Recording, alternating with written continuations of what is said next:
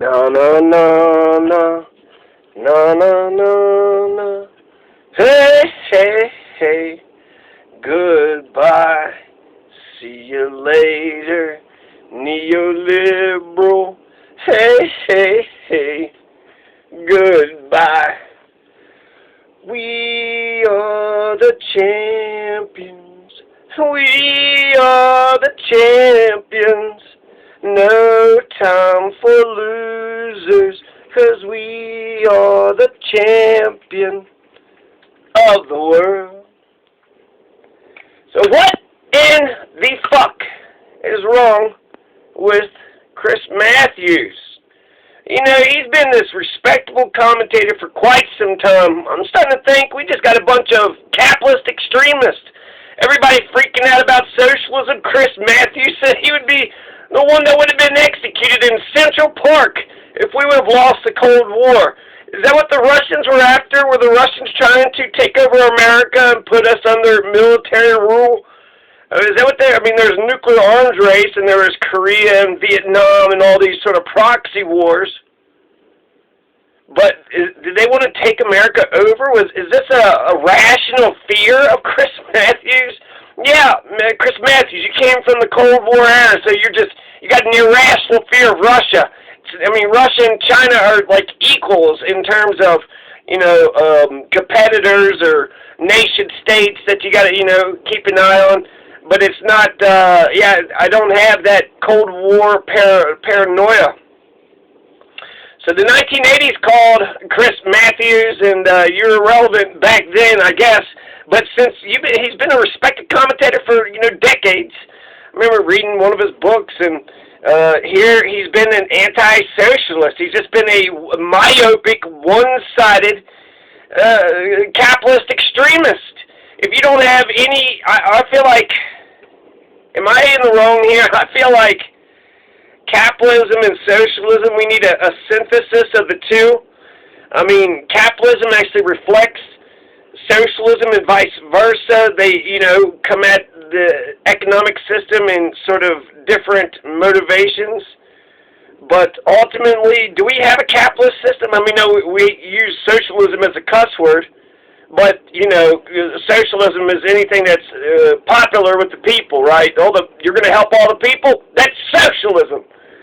Helping all the people is social. I thought that's what Jesus, he fed all the people, right? Bread for everybody, all the people.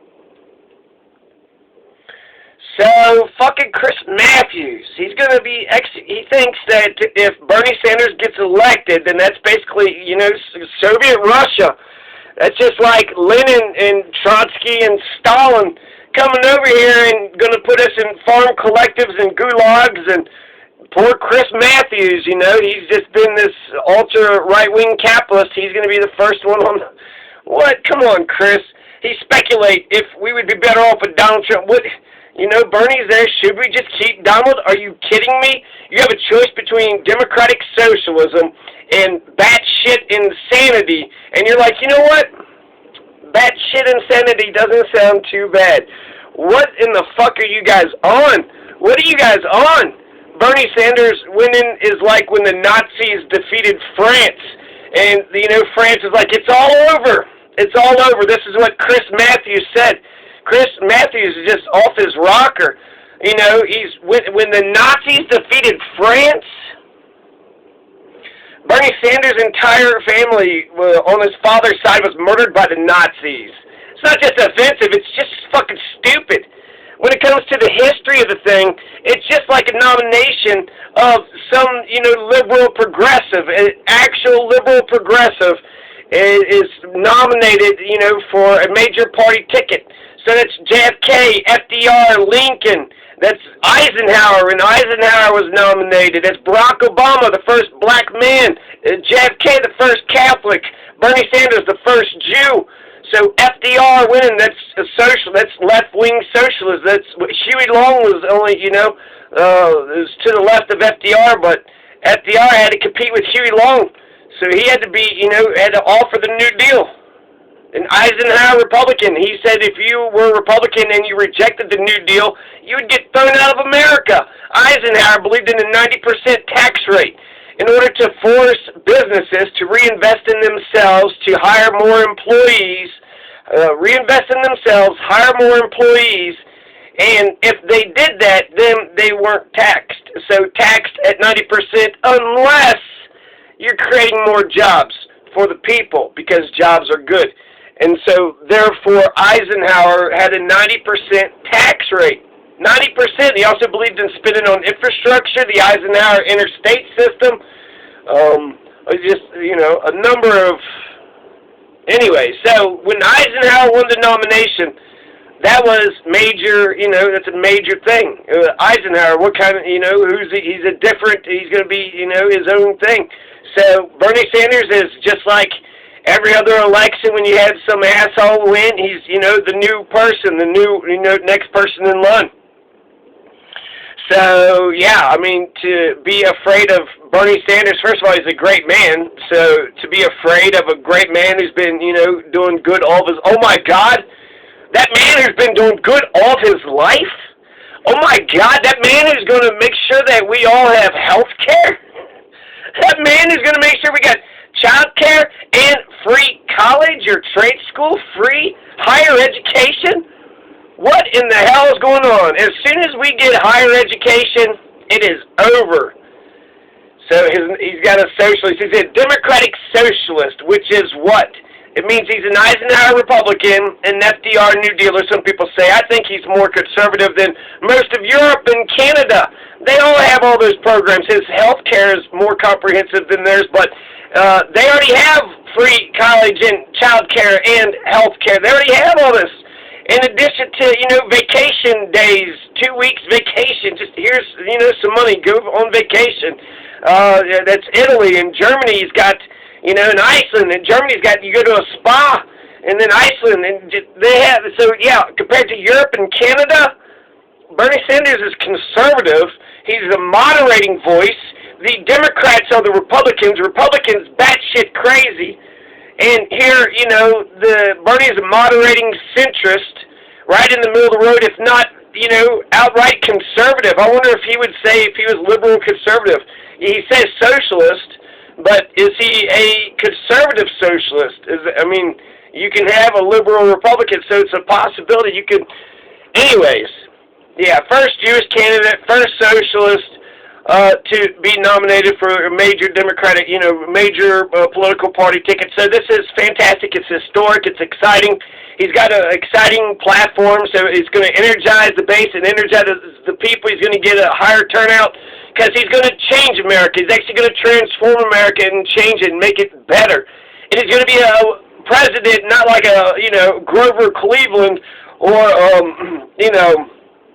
Calvin Coolidge, not somebody that you just kind of like, who gives a shit about their presidency, but it's going to be a significant, presidency. And if you're saying, oh my God, we can't handle 4 years, America can't handle 4 years socialism, get the fuck out of here. America can definitely handle easily, you're going to have the Congress. I mean, who knows if Bernie could even get anything passed. But the country will, want the Congress to coalesce around Bernie, so they'll want something to get done. Something better happen. Something better get done in the first 100 days. But goddamn, Chris Matthews is off his rocker. These aristocrats, they're melting, right? Like the wicked witch of the West, right? Water. Oh, I'm melting. Aristocrats in a dying aristocracy. So yeah, if you want to actually have a historical analysis, it's more like George McGovern in 1972, a true blue liberal candidate.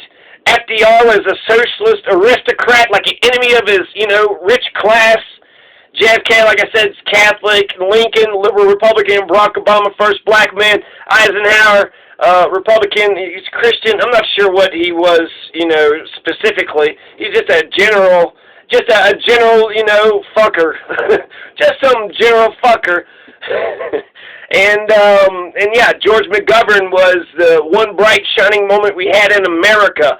So if Chris Matthews wants to make, more of a logical, more of a better analysis about this moment, this isn't Nazis. There's no wartime. There's no murder. There's no killing. He peacefully won an election, which, how is that like Nazis invading, France? That was, okay, that's insane. That's ridiculous. Somebody said it's actually when they liberated. It was when, D-Day, and it was when they defeated the Nazis. And in some ways, that's right. The far right wing, they're the Nazis. Far left wing, they're the commies. And so, a synthesis, right? So Eisenhower, Republican, Barack Obama winning, Lincoln, George McGovern, the one bright shining moment. If Chris Matthews is thinking about George McGovern, he had lost 49 states. Now, I read about the 72 campaign a bunch, and they just kept hammering George McGovern on all of his left-wing policies, just seeing how far left-wing he's going to go. And that was Hubert Humphrey. That was the fucking Democrats and the Republicans that were doing that. And so there's a ticket or there's a thing saying George McGovern is for acid, abortion, and amnesty. The 3 A's, right? Acid, abortion, amnesty. And then they, Hunter S. Thompson was actually like, well, I like those 3 things. So you're trying to, smear him and say this is what he's about. But, Hunter liked those things. And so that's what they're going to do. They kept hammering saying he's going to legalize marijuana, and then he's going to legalize all the drugs. And then they'll, just take it one extra step. And so he has to say, I'm not going to legalize weed. I'm not going to legalize marijuana. I'm going to get out, pull the troops out of Vietnam, and I plan on, doing farm subsidies. And he had this, radical progressive agenda. George McGovern was one bright shining moment. It was when we could have actually got ourselves a substantial progressive president. And this is what we have right now. So George McGovern in 1972, I think, is a very good comparison. I think FDR and Eisenhower, both of those, Lincoln, Barack Obama, in some respects, it's more historic. I'm more actually excited about Bernie Sanders. And then JFK winning the nomination in terms of him being the first Jew and JFK being the first Catholic. So those are the historical comparisons. But you just, this is the Democratic establishment. This is the media. This is MSNBC. These are the, the people that have been running shit. And there was that reporter. They are fucking melting. They're like, well, Bernie's the nominee. As if like it is all over to them. As if like the Nazis did invade and it's all over for them. What's over for you? That we're not going to have a Democratic Party that has nothing but contempt for their base? How can the Republicans embrace their base, but the Democrats have nothing but contempt for their base? The damn, establishment Democrats want to reach out to the modern Republicans. So you have the Republicans paying attention to the Republicans, the Democrats paying attention to the Republicans. Who's paying attention to the Democratic citizens, and especially the progressives? And if we have a Democratic Party, shouldn't it be a leftist party? Shouldn't it be an oppositional leftist party? It's center-right. They're both for big business, and they're both for imperialism, right? Juan Guaido is a fucking goddamn champion for, the U.S. Congress and the executive branch. So this is... Bernie Sanders is George McGovern, 72. I think that's a good, probably nails it right on the head, and it keeps it in modern history. And so if he's going to say, well, hell, Nixon beat George McGovern in 1972, well, there's a lot of bullshit that was going on around this. So he's going to wait all day, the Democratic convention. He's going to give a speech at 1 a.m. He had picked a vice president, a running mate, and then he went to the crazy farm or something, and that came out. And he was like, well, he went to the funny farm one time, and then he dropped him after he just said that he was going to, hold on to him for, it doesn't matter, for 1,000 years. And so it sounded like a real strong, I'm keeping him, and then the next day he kind of turned him down. And then the biggest thing, one of the biggest things, probably I think actually the biggest thing, is that Nixon took away the anti-war thunder, and he got Kissinger to get a peace plan, and they started the road towards peace in Vietnam. And so Nixon took the anti-war mantle away from McGovern, which is kind of the heart and throat of his whole campaign. He was, people are sick and tired of the fucking Vietnam War that was still going on, and so Nixon was like, fuck it, I'll I'll get us out of Vietnam, and eventually we're gonna get out of Vietnam under Ford, but Nixon is credited with, getting the ball rolling, getting the ball started on that. But, yeah, so George McGovern, what can I say? I think that America was fucking stupid in 1972, and why they would go with Nixon over fucking George McGovern, I have no idea. I have no fucking clue. They made a mistake. They fucked up big time. Nixon's law and order, right? So fuck all the revolutions, fuck all the movements, fuck black power, fuck feminist movement, fuck the conservative revolution, fuck all the anti-war, fuck all of it, and stop police protection. No, fuck it. No, let's just go with fascism. Just strict authoritarian fascism. This is the 70s. This is the 60s and the 70s generation. I mean, the 60s seem like they're pretty powerful, but they started the 70s off with Nixon. Ended, the 60s off with Nixon. So, yeah, we landed on the fucking moon under Nixon. We got out of Vietnam under Ford, and so these are the Republicans. So, I can't really say why the fuck George McGovern lost so, handily, but, Americans were stupid. They embraced Nixon instead of McGovern for whatever fucking reason. And, so, yeah, Americans are stupid. I had no idea. I mean, that thing with the vice president thing, yeah, that's a mess up or whatever, but that shouldn't sink your campaign. So I'm kind of baffled about what the fuck they did not see in George McGovern. George McGovern was a fucking badass, and there could have been a lot of coalition buildings, and he would have been a substantial president. That he'd been a liberal president. And in fact, Chris Hedges says Nixon was the last liberal president, but, he had the 60s and 70s to deal with. So he had to kind of be liberal, but since he's conservative, he kind of, brought the ship right back to, the right wing, I guess, the royalist? Is that what we're going to go back to royalty, royal families, doing all that type of monarchy bullshit? Is that what a conservative, is that their ultimate goal? So Bernie is the change candidate, a candidate who offers something different than those before him. Obama was the change candidate, Lincoln, FDR, JFK, so that's where your historical analysis is. I think if you get into war analogies, they're fun, and people always talk about, then the debate, they pulled out the knives. They pulled out the knives, and then it was a bloodbath, and oh my God, he got destroyed. He got eviscerated. It was absolute murder. It was mayhem. Liz Warren took a 2x4 and just, cracked Mike Bloomberg over the head, and Mike Bloomberg got a black eye, but none of that. I mean, they're debating the words, could have that. It's a metaphor, right? It's not literal. And, so thank God for that. And so when people say we're going into battle and we're going into war, to say that it's the Nazis, so Bernie Sanders, so the National Socialist, watch out! The National Socialist, first of all, the Nazis is a foreign, Germans invading a country that's not, Bernie Sanders is of America, by America, for America. His supporters, he's getting Americans to vote for him, so it's so American through and through. So there's no outside invasion, there's no, it's totally illogical. I think it's over because these neoliberal fucking Democrats have been pretending to be Republican for so goddamn long, they've lost sight of the whole thing. And so they've gone so far to the right that they're not batshit insane, but they're like just one step to the left of not being batshit. They're a Bloomberg, right? They're just barely, not far, they're not crazy, like fucking the Fuhrer, right, not Fox, crazy like the Fuhrer Fox, but just to the left, just barely to the, so that's not incrementalism, that's not, come on, we need a lot better changes than that. So, yeah, I think the comparison is dead in the water, so I'm offended that it's just a stupid fucking comparison.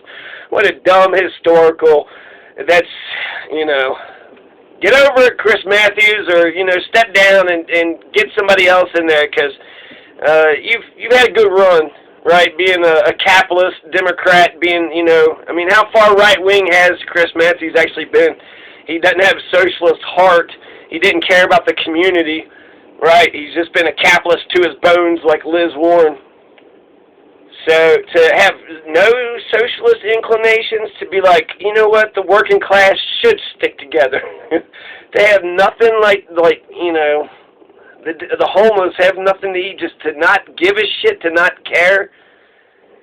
And if you just think about it for a minute, they're the two major economic systems. So I think we've actually figured this out a long time ago. But we have the socialist capitalist system. And so we have a mixed economy, and in fact, I feel like when you look around, there's really no consistent socialist or capitalistic value. There's government spending on this, on that, here and there. So it's really hit and miss. There's some free market stuff, but then there's, they produce, a lot of private industry produces a lot of stuff. And then the federal government spends a lot of money too. So, you know, they're taxing and taking money somehow. So, yeah, are we capitalist or socialist? I feel like I don't think we have a crystal clear vision of which one that we are, since we hate socialism by default. And, you know, that's socialism is a critique of capitalism and vice versa. So since we're not socialist, that by default makes us capitalist. And so I think that's how the world sees us. But, I mean, living here, I guess it's not like, hey, we're capitalist and we're going to capitalize on this and exploit this and we're going to try to make money on this and we're all going to make money and you're going to make money and everybody's making money. And it is like that, but it's not, like, outward like that. It's not like people don't wear their capitalism on their sleeves. Most Americans don't. So I think that Germany does capitalism and socialism better than us. I think Denmark and Sweden and Norway, if we just, you know, copy their models, at least we would have some direction. And they have a blend of capitalism and socialism. I mean, that's just common sense. I mean, we have Social Security, libraries, we got roads and, you know, bailouts and loans and what the fuck ever. There's government services all over the place. So there's capitalism, there's subsidies for oil and gas, there's war spending, there's a lot of spending. Firefighters, right? A lot of good things, libraries, roads, public schools, and then a lot of, you know, pointless shit too. But so I don't think it's crystal clear that we're a socialist or a capitalist or a socialist capitalist country. It would be nice just to have a president who has sort of thought about these big ideas and know that, you know, we need a synthesis of the two.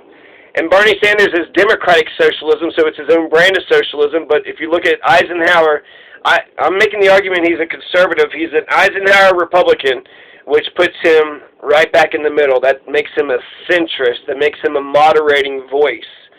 He's the moderate. He's the centrist. He's also the change agent.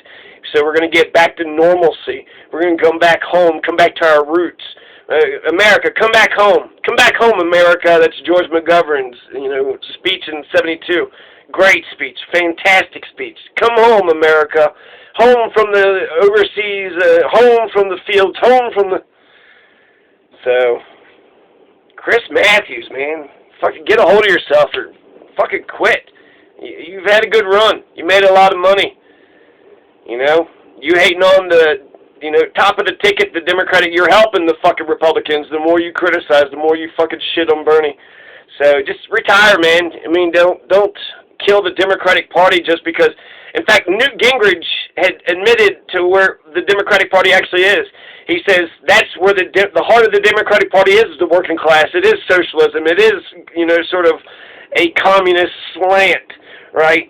That's actually left-wing politics. It's left-wing progressive liberal politics. So Newt Gingrich recognizes Bernie as the proper home of the Democratic Party. And so that's what the Democrats have been essentially fighting against the whole time. So that's why they don't embrace their base. They don't embrace their progressives. It's remarkable. It's insane, actually. It's insane. Why would progressives put up with this shit? Because the Democrats have nothing but contempt for their base. Republicans embrace their base, and then the Democrats embrace the Republicans' base, and then the progressives get hung out to dry. How about with this election, why don't we actually, be progressives and, say these are the values, right, that we have. Israel, Palestine, give them a fair deal when it comes to college. Everybody gets an education. Everybody gets some health. The post office is going to be changed into have banking services, so that way everybody can get a checking account and get a credit card. Because for modern society, you need both of those things.